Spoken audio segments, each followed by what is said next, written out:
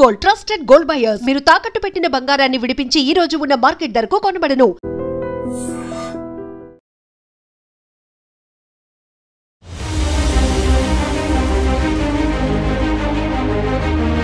నమస్కారం, welcome to I dream. నేను మీ సంగీత. IBomma founder రవికి పోలీసు జాబ్ ఆఫర్ అనేది నిజమా కాదా?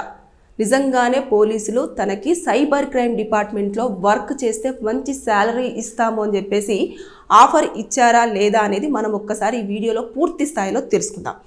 నిజంగా చెప్పాలి అంటే నిన్నటి వరకు కూడా అతను చాలా వరకు సినిమాలు ఇక 25,000 సినిమాలన్నీ కూడా అతను పైరసీ చేసేసి దాన్ని ఒక సైట్లో పెట్టేసి ఉచితంగా జనాలందరికీ కూడా అందించడం జరిగింది. మనకు తెలియకుండానే మన యొక్క డేటా అంతా కూడా కలెక్ట్ చేశారు అని చెప్పేసి దానిపైన అతన్ని అనుమానిస్తూ పోలీసులు అతన్ని వాళ్ళ ఆధీనంలోకి తీసుకోవడం జరిగింది. తనను పట్టుకోవడం కోసం కూడా చాలా వరకు జరిగినాయి. తర్వాత అతన్ని అరెస్ట్ చేసిన తర్వాత ఇటు జనాల నుంచి వెళ్ళి అటు ఫిలిం ఇండస్ట్రీ నుంచి దాంతోపాటు పోలీస్ డిపార్ట్మెంట్ నుంచి కూడా భిన్నమైన వాదనలు, అదేవిధంగా వారి యొక్క స్టేట్మెంట్స్ అన్నీ కూడా మనం చూసాం నిన్నటి వరకు కూడా.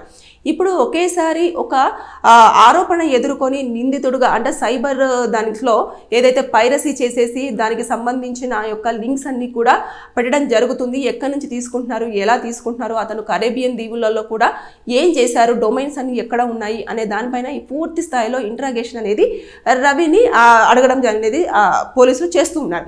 అప్పటి కూడా దానికి సంబంధించిన పూర్తి ఇన్ఫర్మేషన్ అయితే రవి దగ్గర నుంచి ఎలాంటి ఇన్ఫర్మేషన్ రావట్లేదు. కానీ అతని యొక్క స్కిల్స్ కానివ్వండి, అతని ఆలోచన విధానం కానివ్వండి, అతను వర్క్ చేసిన స్టైల్ కానివ్వండి, దాంతోపాటు అతనికి ఉన్న నాలెడ్జ్ కానివ్వండి, ఏదైతే టెక్నాలజీ మీద ఉన్న నాలెడ్జ్ కానివ్వండి, ఇదంతా కూడా చాలా బ్రహ్మాండంగా ఉంది, చాలా షార్ప్గా ఉంది. కాబట్టి అతనికి సైబర్ క్రైమ్ డిపార్ట్మెంట్లో జాబ్ ఇచ్చేసి మంచి ఉద్యోగం, మంచి శాలరీని ఇవ్వడం జరుగుతుంది. కాబట్టి అతనికి ఆఫర్ చేశారు.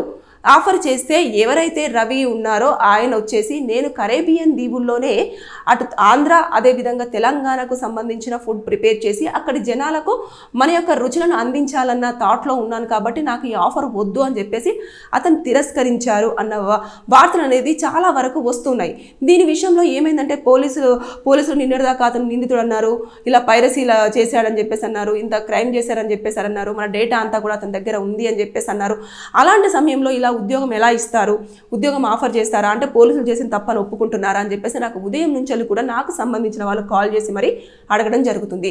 మరి అలాంటప్పుడు పోలీసులు చేసిన తప్పు అంటే ఫిల్మ్ ఇండస్ట్రీ నుంచి వీళ్ళందరూ కూడా అందరూ కలిసిపోయారా, అందుకని ఉద్యోగం ఆఫర్ చేస్తున్నారా, అలాంటి వ్యక్తిని దగ్గర పెట్టేసుకుంటే వారు ఏమైనా కావాల్సుకున్న చేయించుకుంటారు, అలాంటివన్నీ ఉండవు. ఇలాంటి మీ యొక్క ఊహాగానాలు ఏవైతే ఉంటాయో అవన్నీ పక్కన పెట్టండి. ఫస్ట్ ఆఫ్ ఆల్ ఒకవేళ మీకు ఇన్ఫర్మేషన్ పూర్తి స్థాయిలో తెలియాలి అంటే ఎక్కడైతే రవి అరెస్ట్ అయి ఉన్నారో ఆ యొక్క పోలీస్ డిపార్ట్మెంట్లో మీకు ఎవరైనా తెలిసిన వాళ్ళు ఉంటే కాల్ చేసి ఇమీడియట్గా నిజంగానే జాబ్ ఆఫర్ చేశారా సార్, అతను రిజెక్ట్ చేశాడా అనే విషయాన్ని కనుక్కున్న తర్వాతనే మీరు దానికి సంబంధించిన ఇన్ఫర్మేషన్ అంతా కూడా జనాలకు అందించే ప్రయత్నం చేయండి. లేని పక్షంలో ఏమవుతుందంటే ఇటు పోలీస్ డిపార్ట్మెంటు అదేవిధంగా ఫిలిం ఇండస్ట్రీకి సంబంధించిన వారిపైన కూడా నెగిటివ్ ఇంపాక్ట్ పడే అవకాశం జనాల నుంచి నెగిటివ్ ఇంపాక్ట్ ఆల్రెడీ ఉంది, దాని ఇంకా ఎక్కువ రెట్టింపు అయ్యి జరగకూడని సంఘటనలు కూడా జరిగే అవకాశం ఉంటుంది. ఏదైతే నెగిటివ్ ఇంపాక్ట్ ఉందో అది ఇంకా రెట్టింపు స్థాయిలో కూడా పెరిగే అవకాశం ఉంటుంది. నిన్నటిదాకా నిందితుడు అన్న వ్యక్తికి ఇప్పుడు పోలీసు ఉద్యోగం ఇస్తున్నారు అని అంటే పోలీసులు ఇటు ఏంటి అని చెప్పేసి అన్న దూరంలో కూడా వారు కొంతమంది ఆలోచన విధానం చేస్తున్నారు.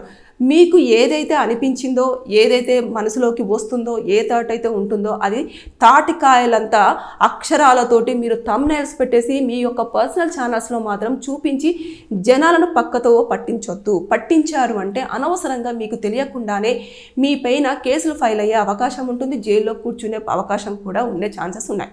కాబట్టి నేను ఈ వీడియో త్రూ ఏం చెప్పాలనుకుంటున్నానంటే పూర్తి స్థాయిలో ఎలాంటి ఇన్ఫర్మేషన్ లేకపోతే మీరు ఆ యొక్క న్యూస్ను టచ్ చేయకపోవడమే ఉత్తమం. ఎందుకనంటే ఎవరో చేస్తున్నారు, మేము వాళ్ళకంటే ముందు న్యూస్ అందించాలి, వాళ్ళకంటే ముందు ఇన్ఫర్మేషన్ ఇవ్వాలి అన్న నేపథ్యంలో ఏమవుతుందంటే తెలియని ఇన్ఫర్మేషన్ అంతా కూడా ఫస్ట్ వెళ్ళిపోతుంది. వెళ్ళిపోయిన తర్వాత ఏది నిజం ఏది అబద్ధం అనే దానిపైన జనాలు చాలా వరకు కన్ఫ్యూజన్ మోడ్లో ఉంటున్నారు. ఇది నిజమా ఇది అబద్ధమా, లేకపోతే ఏది నిజం ఏది అబద్ధం అనేది వాళ్ళకు ఒక క్వశ్చన్ మార్క్ క్రియేట్ చేస్తున్నారు చాలా వరకు. కాబట్టి దానివల్ల ఏమవుతుందంటే ఇప్పటికే చాలా వరకు థంబ్నెయిల్స్ కానివ్వండి, మనం ఏదైతే డిజిటల్ మీడియాలో వస్తున్న ఇన్ఫర్మేషన్ కానివ్వండి, దాని ప్రకారంగా కేసులు అనేవి ఫైల్ అవుతున్నాయి. పర్సనల్ ఛానల్స్ మీద చాలా కేసులు ఉన్నాయి. మీరు ఎవరైతే ఛానల్స్ పెట్టుకొని ఉన్నారో కొంతమంది ఛానల్స్ ఇప్పటివరకు కనిపించకుండా పోయాయి. అది మీకు తెలుసో లేదో తెలియదు, కానీ ఎందుకనంటే అది ఏదో నచ్చింది లేకపోతే వచ్చింది, నా ఛానల్ ఒకటే రోజులో ల్యాక్స్లలో చూడాలి, జనాల లోపలికి వెళ్ళాలి పోవాలి, నా ఛానల్ ఒకటేసారి మంచి వ్యూవర్షిప్ రావాలి అని చెప్పేసి మీరు అనుకుంటున్నారేమో, కానీ మీకు తెలియకుండానే తప్పనేది చేయడం జరుగుతుంది. మీరు జనాలకు ఇన్ఫర్మేషన్ ఇవ్వండి, జెన్యూన్ ఇన్ఫర్మేషన్ ఇవ్వండి. జెన్యూన్ ఇన్ఫర్మేషన్ ఎప్పుడైతే ఇస్తారో అప్పుడు ఖచ్చితంగా ప్రజలు ఆ ఛానల్ని కంపల్సరిగా వాళ్ళు యాక్సెప్ట్ చేయడం అనేది జరుగుతుంది. ఇలా తెలిసి తెలియంది ఏదో ఇన్ఫర్మేషన్ ఇవ్వగానే అరే నిజమేనంట ఖచ్చితంగా ఇంకా దానికి ఒక 4 యాడ్ చేసి చెప్పడము, దానివల్ల జనాలు ఇది నిజమా ఇది నిజమా లేకపోతే అది నిజమా అని చెప్పేసి.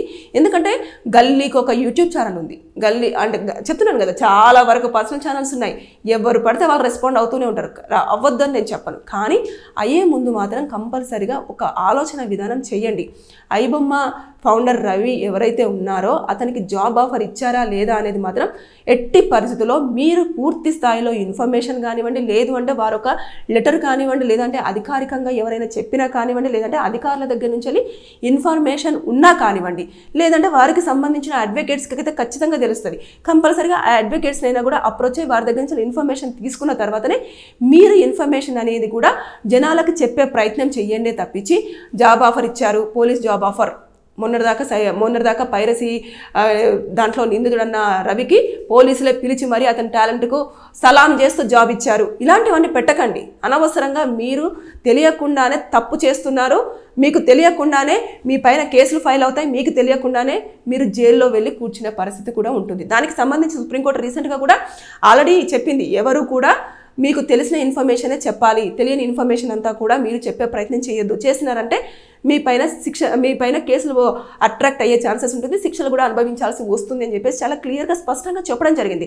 దాంతోపాటు ఏదైతే మిమ్మల్ని కనుక అరెస్ట్ చేసినా, నేను ఇప్పుడు మీడియాలో ఉన్నాను, లేకపోతే నేను రిపోర్టర్ని, లేకపోతే నేను ప్రోగ్రామ్ ప్రొడ్యూసర్ని, లేకపోతే నేను యాంకర్ని అనడానికి లేదు. ఎందుకంటే వాళ్ళు చాలా క్లియర్గా మీరు ఏదైతే డిజిటల్ ప్లాట్ఫామ్ మీద ఒక ఇన్ఫర్మేషన్ పెడతారో అది ఎంతవరకు ఇంపాక్ట్ చూపిస్తుంది అనేది క్యాలిక్యులేషన్ చేస్తారు. క్యాలిక్యులేషన్ చేసిన తర్వాత దాన్ని బట్టేసి అది ఎంతవరకు నిజము ఉంది, ఎంతవరకు నిజం లేదు, మీరు ఎక్కడి నుంచి ఇన్ఫర్మేషన్ తీసుకున్నారు, ఎక్కడి నుంచి ఇన్ఫర్మేషన్ తీసుకోలేదని పూర్తి స్థాయిలో ఎంక్వైరీ చేసిన తర్వాత మీకు రిటర్న్గా ఎందుకు అరెస్ట్ చేస్తున్నాము అనేది మొత్తం పూర్తిగా పాయింట్స్ టు పాయింట్ ఇచ్చేసిన తర్వాత వారు మిమ్మల్ని అరెస్ట్ చేయడం జరుగుతుంది. చేసిన తర్వాత కోర్టులో ప్రొడ్యూస్ చేస్తారు.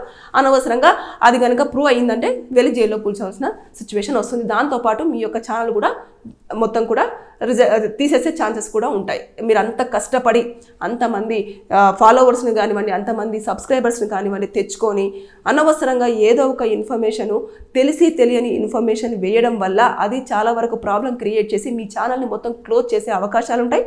మీరు వెళ్ళి జైల్లో కూర్చునే ఛాన్సెస్ కూడా ఉంటాయి. So be careful, be alert. Information తెలిస్తేనే దయచేసి అది జనాలకు చెప్పే ప్రయత్నం చేయండి. లేని పక్షంలో చాలా తీవ్రమైన శిక్షలు పడే అవకాశం ఉంటుంది. ఎందుకంటే ఆల్గోరిథమ్స్ కూడా అలాగే ఉంటున్నాయి. దాంతోపాటు యూట్యూబ్ కూడా ఎప్పటికప్పుడు రిస్ట్రిక్షన్స్ పెడుతూనే ఉంది.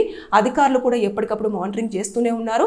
ఎక్కడ ఏం జరుగుతుంది అనేది కూడా పూర్తి స్థాయిలో అంటే రోజుకి కూడా టెక్నాలజీ పరంగా అన్నీ కూడా డెవలప్ అవుతూ వస్తున్నాయి. కాబట్టి మేము దొరుకుతామా ఏముందిలే అని చెప్పేసి అని మాత్రం అనుకోకూడదు. ఖచ్చితంగా దొరుకుతారు.